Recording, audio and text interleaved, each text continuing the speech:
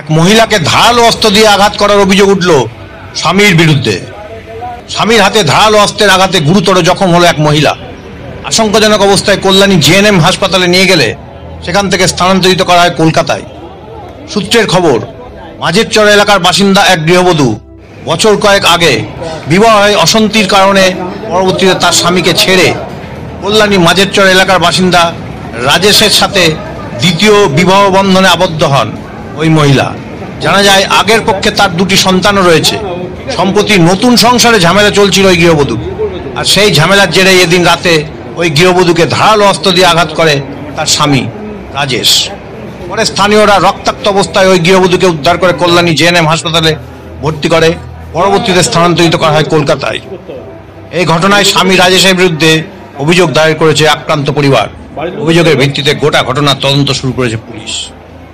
নদিয়া থেকে Subrata Kumar চ্যাটার্জির report, SNewsBangla.com।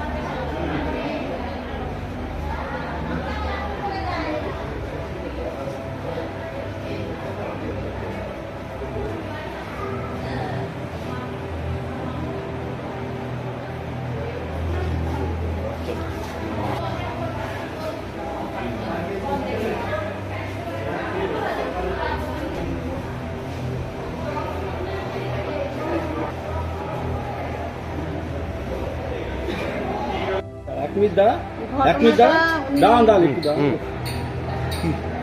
কে হয় আপনার? কে হয়? আমার মেয়ে। নাম কি? শিবানী বর্মন। কি ঘটনাটা কি হয়েছিল? কি ঘটনা, স্বামী জামাই মাতাল বদমাইশ, মারধর করে, অশান্তি করে, খেতে টেতে দেয় না। জামাই যখন তখন চলে যায়।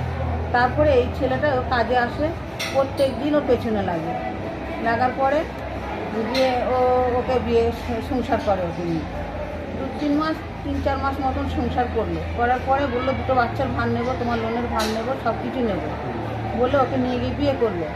করার পরে বাচ্চাগুলোকে মারধর করে, বলছে একটা বাচ্চা তোর মার কাছে দিয়ে। তো বলছে আমি বাচ্চাদের জন্য করেছি, আমি বাচ্চা কোথায় নিয়ে যাবো, আমি বাচ্চা ছাড়া থাকবো না। তারপর নিজের মতন চলে গেল, গিয়ে নিজের মতন বাসা বাড়ি কাজ করে খায়। তারপরে একদিন কিছু বলেনি, বলার পরে পরশুদিন রাত্রিবেলায় বাড়িতে গেছে, গিয়ে তারপরে আমরা যখন লোকজন ডাকতে গেছি তখন ঝড় বৃষ্টি ওঠে, তখন ও পালিয়ে যায়। যার পরে একদিন তার মাঝখানে ধরেছিল, ধরে রাস্তার দিকে কাজে আসছিল, ডকুমেন্ট সব কেড়ে নিয়েছে। নেওয়ার পরে আজকে আবার এই ডকুমেন্ট দেওয়ার নাম করে ডেকেছে, ডেকে নিয়ে ও কাজে বাড়ি যাচ্ছিলো, বাসা বাড়ি যেতে যেতে ওকে ডকুমেন্ট দেওয়ার নাম করে ডেকে নিয়ে কুপাতে করে কুপিয়েছে, যে মাংস কাটে।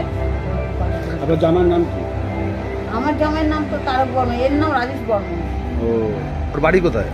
এর বাড়ি তালতলা, বিনপাড়া তালতলা। আপনার মেয়ে কোথায় থাকতো? আমার মেয়ে আমার বাড়িতে আছে। কোথায় এটা? নিজস্ব বাড়ি মাঝেরচর দক্ষিণ পাড়া। আমি জায়গা কিনে বাড়ি করে দিচ্ছি, টিনের ঘর, ভাঙা ঘরে, ওইখানেই থাকে। এ হুমকি দিচ্ছে বলে আমি দুদিন ধরে মেয়ের কাছে শুচ্ছি। শোয়ার পরে দুদিন ধরে যায়নি। এবার একদিন গেল, গিয়ে তো ঝামেলা করতে গেছিল না কি করতে গেল, যখন তাড়াতাড়ি করলাম চলে আসলো। আসার পরে আজকে এই কাজে আসছিল, সকালবেলায় কাজে আসার পথে এই ওনার কয় ছেলে? আমার মেয়ে 2 মেয়ে, একটা 8 বছর, একটা 7 বছর। এই যে কোপ দিয়েছে তার নাম কি বললেন? রাজেশ বর্মন, রাজেশ দাস। উনি কোথায় থাকে, কি করে? উনি ওর নাম নিজস্ব বাড়ি হচ্ছে মাঝেরচর 3 নম্বর, এই বলখানার মাঠটা নিচে দিয়ে আছে। কি করে ও? ও কাজ করে, বলে সাগরেও কাজে যায়, কখনো পাইপ লাইনেরও কাজ করে। এখন কোথায়? এখন কোথায়, এখন আমরা কি করবো? পুলিশ ধরেছে? পুলিশ মনে হয় এখনো ধরতে পারে। আপনার মেয়ের অবস্থা কেমন? আমার মেয়ের অবস্থা ভালো না। ডাক্তার এখন রেফার করেছে কলকাতায় নিয়ে যেতে। কোথায় ধারালো অস্ত্র দিয়ে কোপ দিয়েছে? মাথায় মেরেছে, আঙুলগুলো, তাহলে কোথায় মেরেছে? কোথায় এটা, ঘরে না বাইরে? ঘরে না বাইরে? বাইরে বিক্রি মাঠের ওই গলিতে, কল্যাণী বিক্রি মাঠ। আপনার নাম? হ্যাঁ? আপনার নাম? আমার নাম মীরা রায়। আপনি কে হন? আমি মা।